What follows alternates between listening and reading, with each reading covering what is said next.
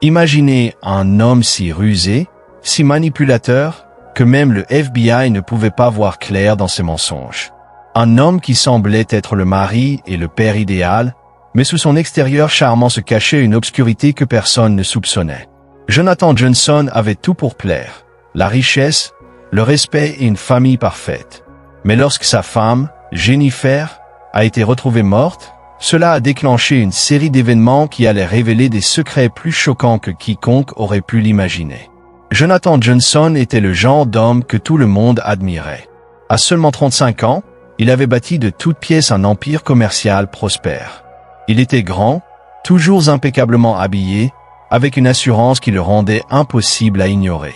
Son charme raffiné mettait tout le monde à l'aise, une présence qui semblait forcer le respect. Sa femme, Jennifer, faisait l'envie de toutes les femmes de leur cercle social. À 25 ans, elle était radieuse, douce et adorée par son entourage. Avec ses grands yeux doux et son sourire chaleureux, elle semblait être le complément parfait à la nature vive et ambitieuse de Jonathan. Ensemble, ils incarnaient tout ce à quoi les gens aspiraient.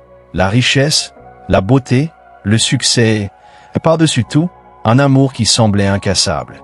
Pour les étrangers, leur vie semblait être un rêve. Ils vivaient dans un vaste manoir à la périphérie de la ville, avec des pelouses immaculées et une jolie petite crèche pour leur fille de 6 mois, Gracia. Des photos de famille ornaient les murs. Les bras de Jonathan enroulés autour de Jennifer, tous deux rayonnant de fierté alors qu'ils berçaient leur nouveau-né. C'était le genre d'image que les autres regardaient avec admiration et peut-être un soupçon de jalousie. Comment une famille peut-elle être si parfaite? Mais les apparences sont trompeuses. À huis clos, les choses n'étaient pas ce qu'elles paraissaient. Jennifer ne vivait pas le conte de fées que les gens pensaient. Elle avait épousé Jonathan alors qu'elle n'avait que 23 ans, charmée par sa richesse, sa confiance et la promesse d'une vie dont la plupart des gens ne faisaient que rêver. Mais peu de temps après leur mariage, elle a commencé à voir une autre facette de Jonathan. Une facette froide, contrôlante, parfois effrayante. Il n'avait pas toujours été comme ça. Au début, il la combla d'affection, de cadeaux et de gestes somptueux. Mais au fil des mois, Jennifer a commencé à se sentir piégée, comme un oiseau dans une cage dorée. Chaque choix, chaque mouvement, chaque ami qu'elle gardait était contrôlé par Jonathan. Et quand elle a osé résister, quand elle a essayé d'affirmer son indépendance, son charme a disparu, remplacé par une obscurité dont elle ne savait pas qu'il était capable. Jennifer a essayé de le garder caché, pour maintenir l'illusion pour ses amis et sa famille. Après tout, se dit-elle, il était un bon pourvoyeur, un père attentionné. Elle ne voulait pas croire que son mari parfait puisse être tout sauf parfait. Mais les fissures dans leur mariage se creusaient et Jennifer commençait à comprendre que sa vie de rêve n'était rien de plus qu'une illusion. Un masque magnifiquement conçu cachant un monstre à l'intérieur.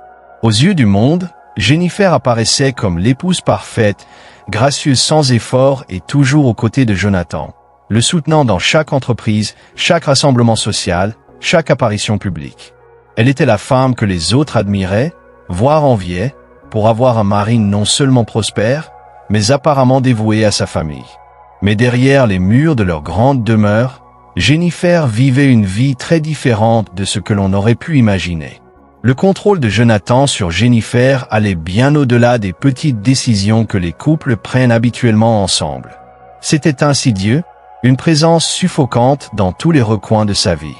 Il décidait de ce qu'elle porterait, qui elle pourrait voir, où elle pourrait aller.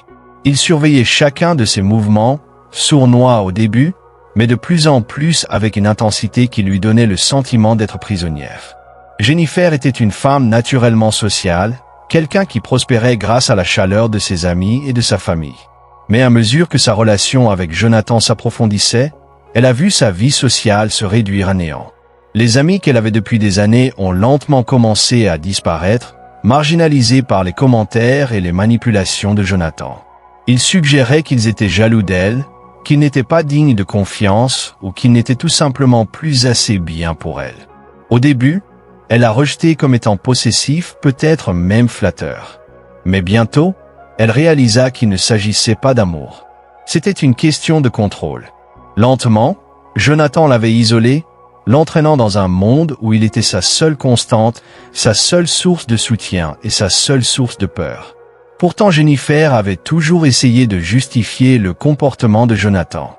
Elle se disait que c'était juste le stress de son travail, qu'il subissait une immense pression.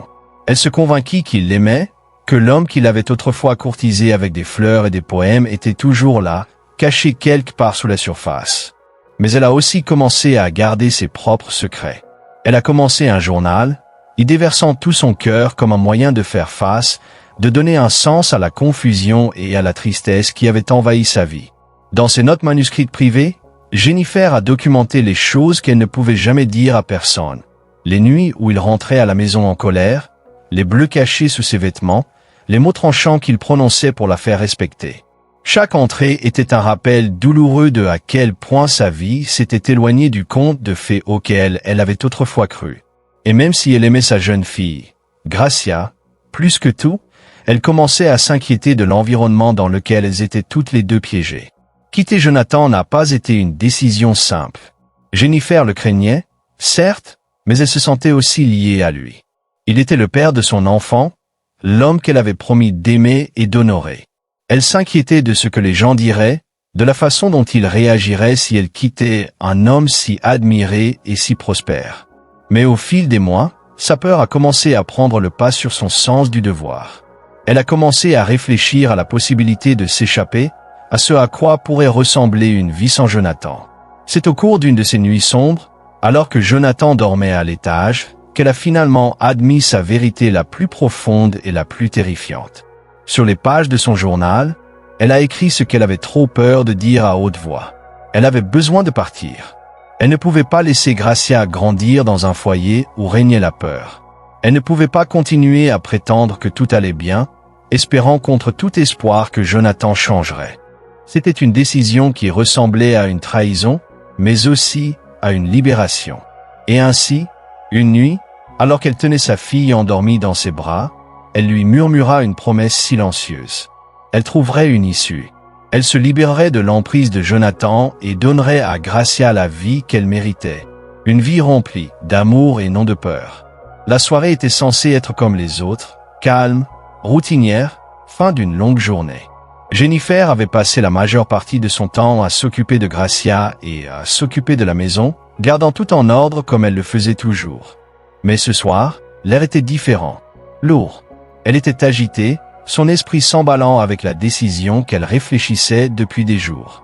Ce soir, elle dirait enfin à Jonathan qu'elle voulait s'en aller, qu'elle ne pouvait pas continuer à vivre dans cette ombre de peur. Alors qu'elle se préparait à lui faire face, elle rejouait ces mots dans son esprit, dans l'espoir de trouver le bon équilibre, affirmé mais calme, honnête mais sûr. Elle connaissait les risques. Elle avait vu de quoi Jonathan était capable. Mais elle ne pouvait pas laisser cela la paralyser.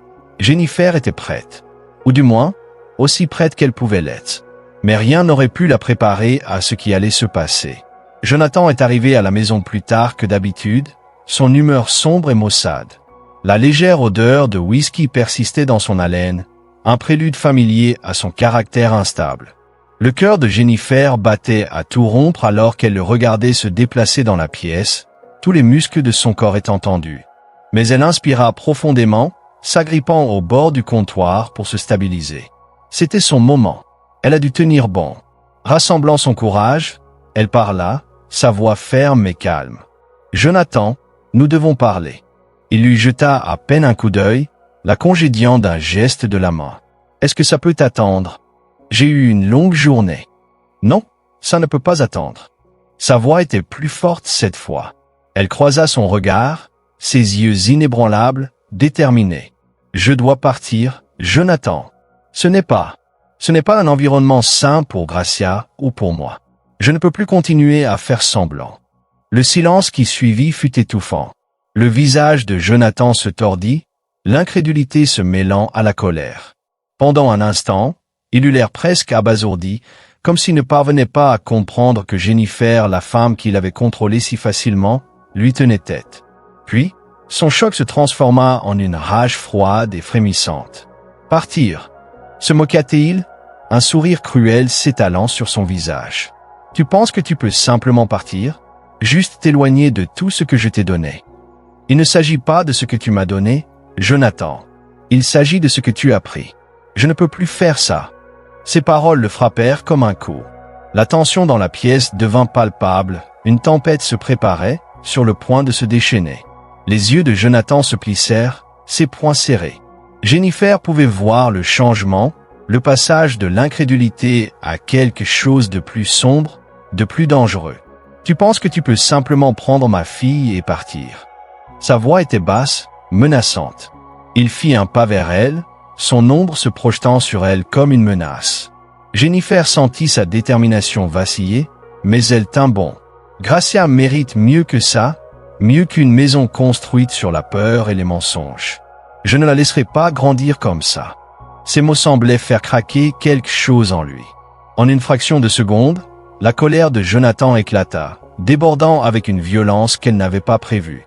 Il se jeta sur elle, sa main agrippant son bras avec une force qui la fit grimacer de douleur. Jennifer se débattait, son instinct lui criant de se libérer, mais l'emprise de Jonathan était implacable. « Tu ne vas nulle part » cracha-t-il, son visage à quelques centimètres du sien, les yeux flamboyants de fureur. « Vous m'appartenez. Vous des Gracia, vous deux.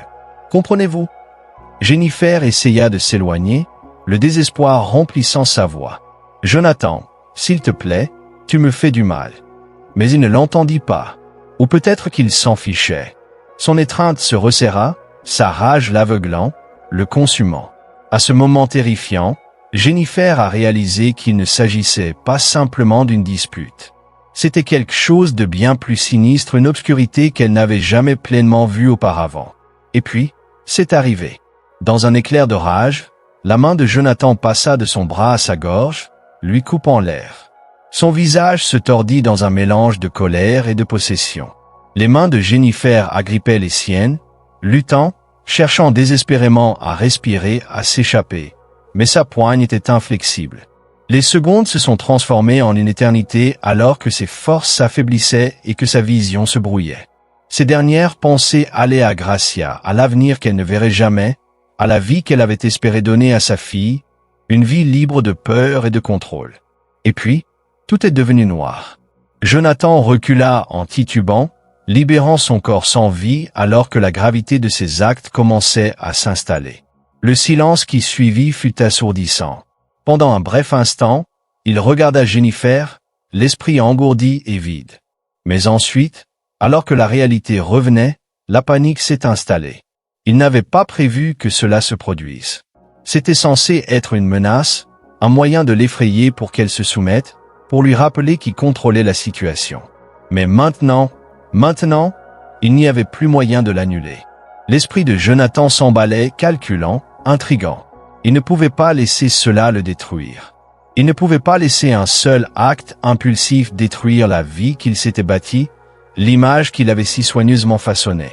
Il devait trouver un moyen de s'en sortir, un moyen de brouiller les pistes, de faire en sorte que cela ressemble à quelque chose d'autre que ce qu'il était. Dans un calme tordu et méthodique, il se mit au travail. Mise en scène. L'esprit assombri par le désespoir, il a traîné le corps de Jennifer jusqu'au salon, renversant les meubles, créant ainsi l'apparence d'une lutte, d'une entrée forcée. Il a attrapé un couteau dans la cuisine et a étalé du sang pour fabriquer des signes d'intrus. Puis, dans un dernier acte pour compléter la scène, il a tué le chien de leur famille, un acte brutal qu'il s'est justifié comme étant nécessaire.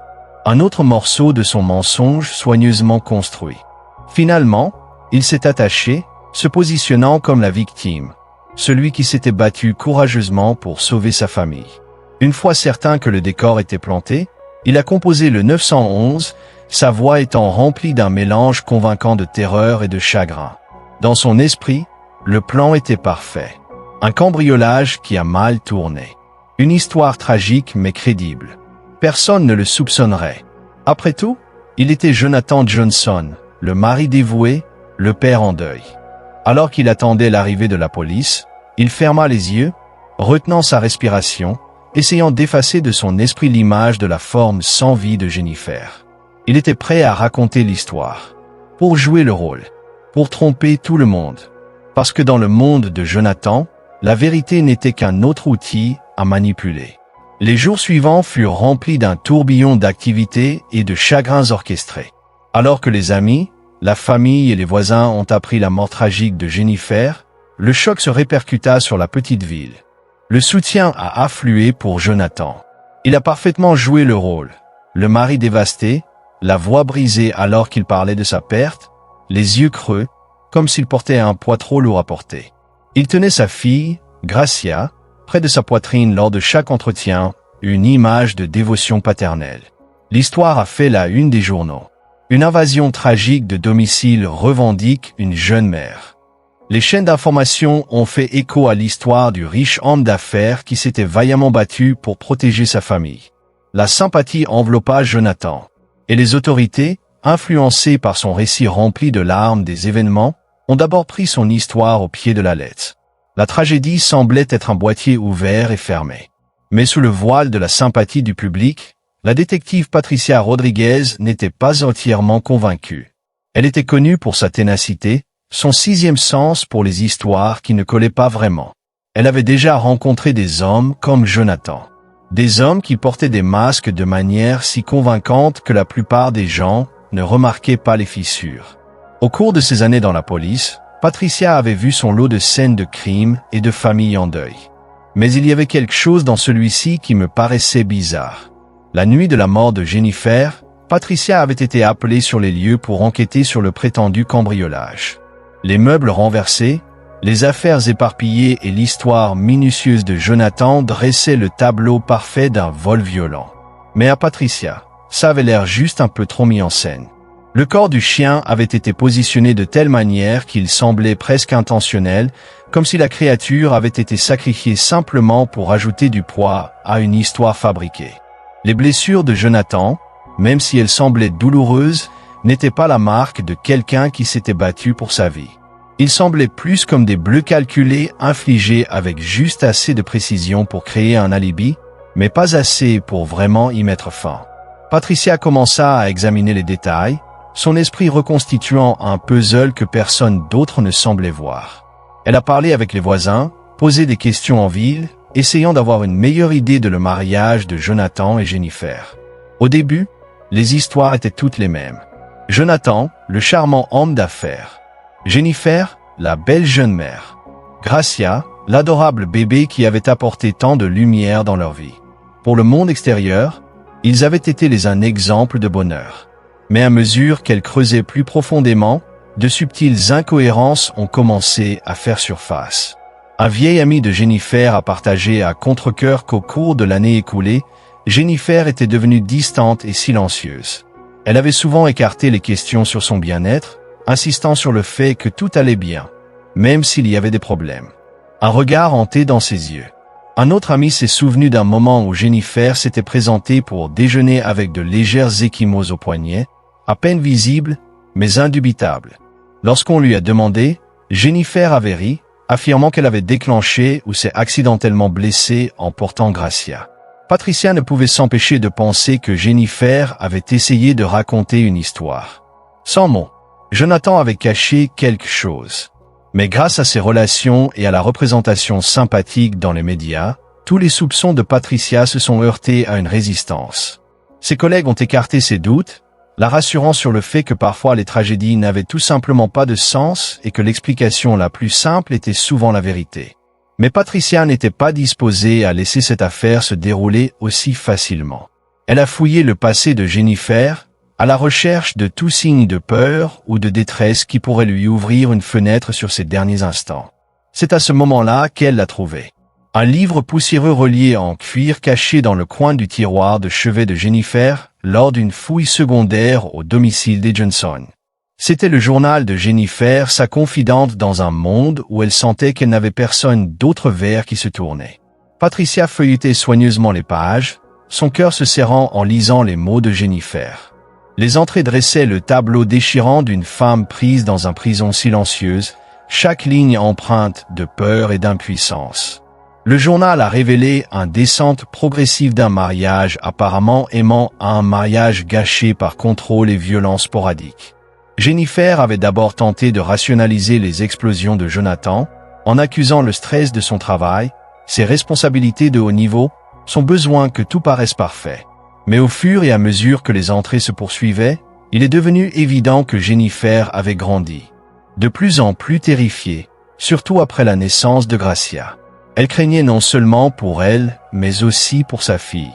L'une des dernières entrées a refroidi Patricia jusqu'au cœur. Jennifer avait écrit sur sa décision de finalement quitter Jonathan. Elle avait prévu de le confronter, de lui dire qu'elle ne pouvait plus rester, qu'elle devait s'enfuir pour protéger son enfant. Mais l'entrée était écourtée, ces derniers mots s'éteignent, comme interrompus. Patricia ferma le journal, ressentant une certitude profonde et consciente.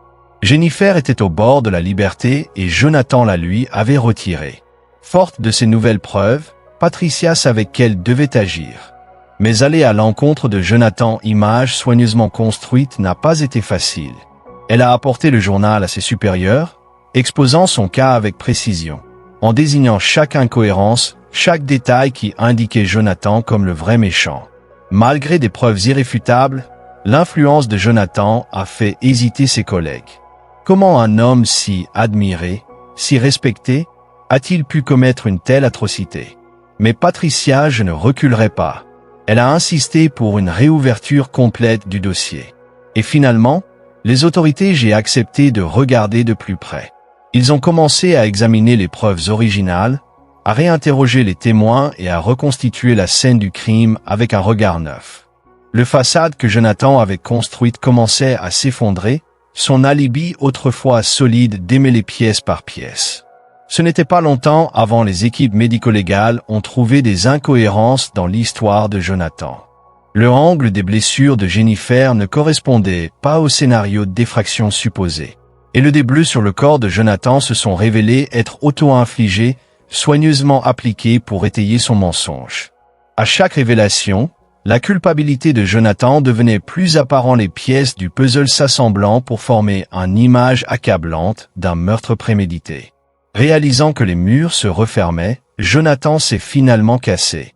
Dans une confession désespérée et remplie de larmes, il a révélé la vérité, la dispute, sa colère, le moment fatal où il perdut le contrôle. Il avait je n'ai jamais voulu dire pour que cela aille aussi loin, a-t-il affirmé. Mais dans sa panique, il concoctait l'histoire. Création de la scène. J'ai tué le chien. Et j'ai fait tourner un toile de mensonges pour se protéger. Il avait cru pouvoir déjouer tout le monde, que son charme et ses relations le protégeraient de tout soupçon. Mais au final, sa plus grande erreur avait sous-estimé le pouvoir d'un détective célibataire et déterminé et un petit journal usé qui portait le parole d'une femme qui avait trop souffert en silence. Comme les nouvelles de Jonathan Confession s'est propagée, la communauté a été laissée choc. L'homme d'affaires charismatique qu'ils avaient autrefois admiré se révélait désormais comme étant un monstre, un homme qui avait trompé non seulement ses amis et sa famille, mais aussi les forces de l'ordre. Les journalistes se sont rassemblés pour couvrir l'affaire. Le titre a rapidement changé depuis. Tragique invasion de domicile à le mari avoue le meurtre de sa femme. Le effusion de chagrin du public transformé en incrédulité puis en colère. Les gens se sentaient trahis. Ils avaient regardé les entretiens de Jonathan, je l'ai vu tenir sa fille avec des larmes coulant sur son visage, je l'ai entendu plaider pour la justice dans ce qu'il avait appelé un acte de violence insensé. Amis, collègues et membres de la communauté qui l'avaient soutenu autrefois reculés, horrifiés qu'ils aient, sans le savoir, offert sa sympathie à un tueur. La détective Patricia Rodriguez, bien que souvent décrite comme stoïque, s'est retrouvée émotionnellement épuisée alors qu'elle était témoin des effets de son enquête se propager à travers la ville. Le détail tragique de la vie de Jennifer était maintenant exposé, son journal révélant la douleur qu'elle avait cachée pendant des années. Beaucoup de gens ont commencé à s'interroger comment ils n'avaient pas vu les signes, comment Jennifer avait souffert silence, sans que personne ne s'en rende compte la profondeur de sa peur et de sa douleur. Mais pour Jonathan, les conséquences ne faisaient que commencer. Le jour de son arrêté, les autorités ont attendu l'aube pour éviter le regard indiscret de la presse. Ils s'approchèrent tranquillement de son domicile, conscients que sa jeune fille, Gracia, était toujours à l'intérieur. Alors que Jonathan était sorti menotté, il a maintenu son dernier peu de calme, casting un dernier regard par-dessus son épaule à la maison, la vie qu'il avait tellement soigneusement organisée. Mais cette fois, Il savait qu'il était impossible d'échapper à la vérité. À l'intérieur, Gracia a été prise en charge par services sociaux et des dispositions furent rapidement prises pour la placer avec des membres de la famille qui pourraient la protéger de la frénésie médiatique que l'arrestation de Jonathan avait remuée.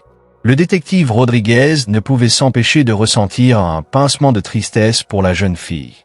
Gracia, seulement âgée de 6 mois au moment de la mort de sa mère, grandirait connaissant son père comme un meurtrier, un homme dont des actions égoïstes avaient déchiré sa famille. Lorsque Jonathan a été jugé et placé en garde à vue, son vraie personnalité a commencé à se révéler. Ne pouvant plus se cacher derrière son personnage public, il est devenu amer et provocateur. En colère qu'il ait été attrapé. Irrité que une histoire soigneusement conçue s'était dévoilée. Il a refusé de regarder son réflexion dans le miroir sans teint, évité de faire face à un homme qui avait orchestré la mort de sa femme et n'avait pas réussi à tromper tout le monde. Son arrogance, la conviction qu'il pouvait tromper le monde, avait été le sien perte. Le procès a été fixé des mois plus tard, donnant le délai de poursuite préparer un dossier qui veillait à ce que Jonathan soit traduit en justice pour ses crimes. Pendant ce temps, Patricia continuait de recevoir lettres et appels de personnes qui avaient connu Jennifer. Ils ont partagé l'histoire de sa gentillesse, son nature douce, son dévouement à sa famille. Pour eux, Jennifer était plus qu'une victime dans un cas tragique. Elle était une membre bien-aimée de leur communauté. Et ils voulaient s'assurer qu'elle était rappelée pas seulement pour la façon horrible dont elle est morte, mais pour la joie qu'elle avait apportée aux autres au cours de sa courte vie. Alors que Jonathan attendait son procès, il passait ses journées dans une cellule. Ce n'est plus le homme puissant qui avait contrôlé son monde. Il était dépouillé de tout. Son richesse, son influence, son famille. Et alors qu'il gisait seul dans sa cellule, il a dû faire face à tout le poids de ses actes, hanté par l'image des derniers instants de Jennifer et de la vie qu'il lui avait enlevée. La communauté, changée à jamais, s'est mobilisée pour se souvenir de Jennifer. Ils ont organisé une veillée en sa mémoire, un rassemblement solennel où des bougies ont été allumées et où ont été jouées ses chansons préférées.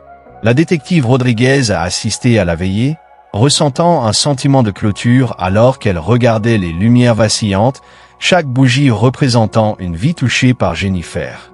La communauté s'est engagée à protéger les femmes comme elle, à écouter plus attentivement et à surveiller les signes qui autrement pourraient être cachés derrière des portes closes.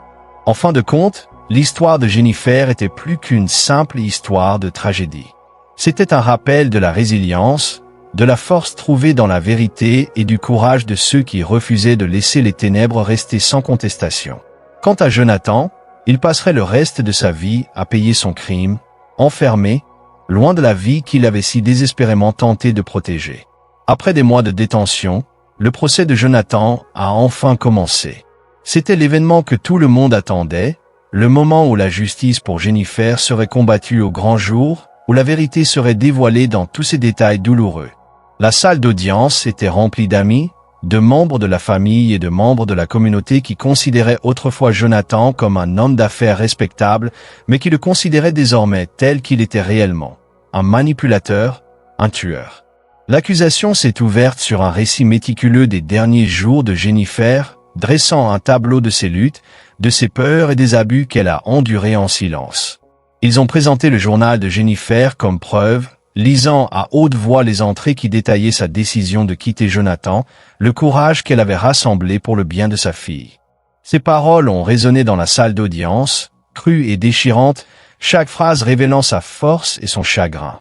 Lorsque Jonathan a été appelé à la barre, son attitude avait changé. N'étant plus l'homme arrogant qui avait inventé une histoire d'innocence, il avait l'air fatigué, vaincu, dépourvu de la confiance qu'il avait autrefois définie. Sous la pression, le poids du sien se rapprochant, Jonathan a fini par s'effondrer. Ses aveux étaient effrayants, sa voix vide d'émotion alors qu'il racontait la nuit du meurtre de Jennifer. Il a admis la dispute, que sa colère était devenue incontrôlable, jusqu'au moment où il avait réalisé qu'il n'y avait pas de retour en arrière.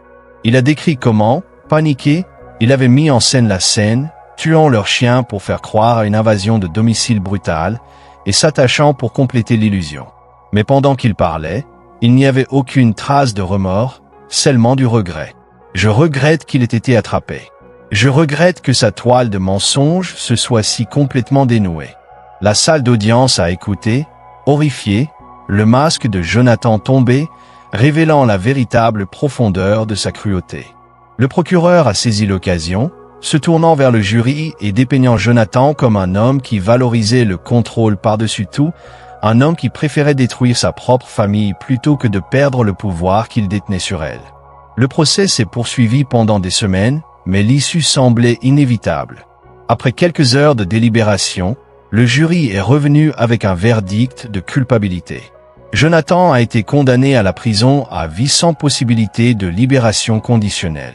Son destin était scellé, son avenir vide et seul.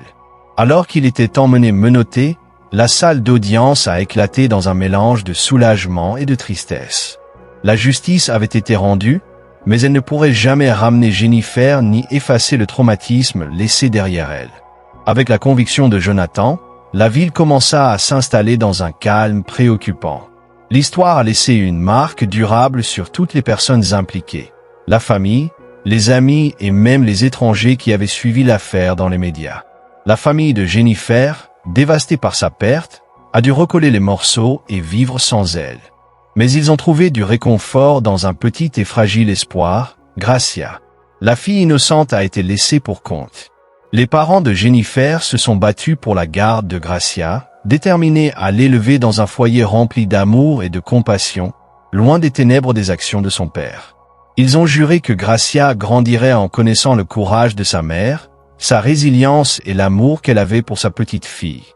Mais ils la protégeraient de la douloureuse vérité, au moins jusqu'à ce qu'elle soit en âge de comprendre. Pendant ce temps, le détective Rodriguez était hanté par l'affaire. Même si elle avait obtenu justice pour Jennifer, la réalité de la violence subie par Jennifer persistait en elle. Elle s'est retrouvée à s'interroger sur les innombrables secrets qui doivent encore se cacher derrière des portes closes, se demandant combien d'autres victimes ont enduré des abus en silence. Elle savait que l'histoire de Jennifer était loin d'être unique et cela l'a poussée à poursuivre le changement au sein de sa communauté, en œuvrant pour la sensibilisation à la violence domestique et en soutenant ceux qui se sentaient impuissants, comme Jennifer l'avait fait autrefois. Pour les habitants de la ville, le choc de la double vie de Jonathan était un rappel effrayant des secrets qui peuvent se cacher sous une façade parfaite. Les gens chuchotaient qu'ils avaient vu Jonathan et Jennifer ensemble et que personne n'avait soupçonné l'obscurité derrière le charme de Jonathan.